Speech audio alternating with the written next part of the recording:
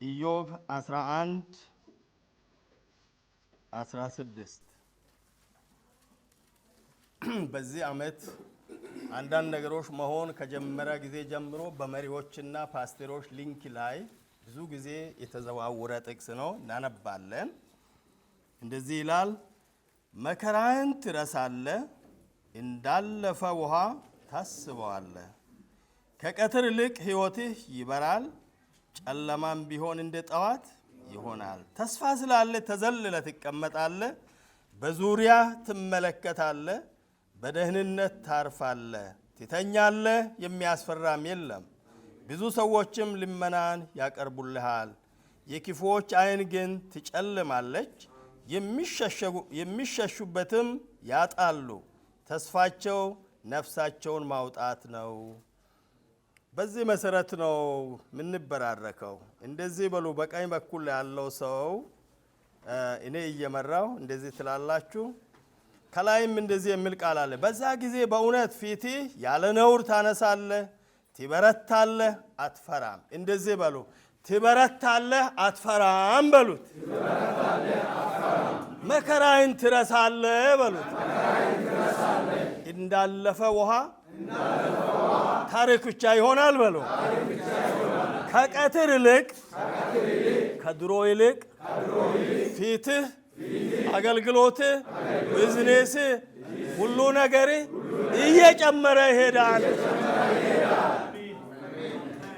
ተስፋ ስላለ ተዘልለህ ትቀመጣለህ። ተስፋ ስላለ ደስ ብሎ ትኖራለህ። እግዚአብሔር እንዲህ ብሎሃል። ቃሉ እንዲህ ብሎሃል። ታርፋለህ፣ ተዘልለህ ትቀመጣለህ፣ ደስ ብሎ ትኖራለህ። ትተኛለህ፣ በሰላም ትነሳለህ። የሚያስፈራ የለም። ብዙ ሰዎች አንተ ጋር ይመጡና ልመና ያቀርባሉ። አንተ ግን በሰላም ትተኛለህ፣ በሰላም ታርፋለህ። ተስፋ ስላለ መከራ አያገኝህም። እስቲ እንደዚህ በሉ።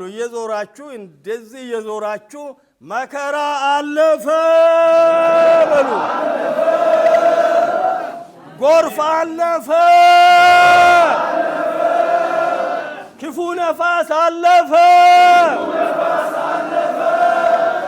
ቆማችሁ ሰኔ 30 ለኔና ለቤቴ የምስጋና ቀን ይሆናል። አባቴ ይህንን ያደርጋል። የማመልከው አምላክ ስለ ስሙ ስለ ታላቅነቱ በዚህ ምድር ላይ ክብሩን ይገልጣል። እግዚአብሔር ያሳርፋል። እግዚአብሔር ይረዳል። እግዚአብሔር ይባርካል። እግዚአብሔር ክንዱን ያሳያል። አሜን፣ ሃሌሉያ።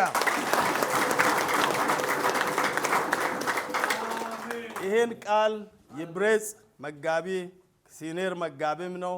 በአገልግሎት የቆየ ሰው ነው። በእውነት እግዚአብሔር እዚህ ኢዮብ ላይ ላለው ኢዮብ እንግዲህ በሚስት በትዳር በኑሮ በሀብት ሁሉ ነገር የከዳ ሰው ነው።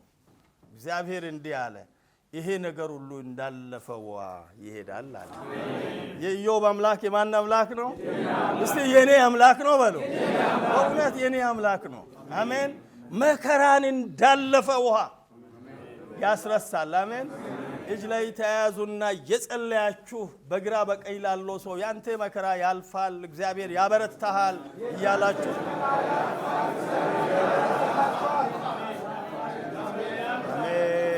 መከራ ያልፋል፣ ተዘልለህ ትቀመጣለህ። እንደዚህ በሉ፣ ተዘልለህ ትቀመጣለህ በሉ።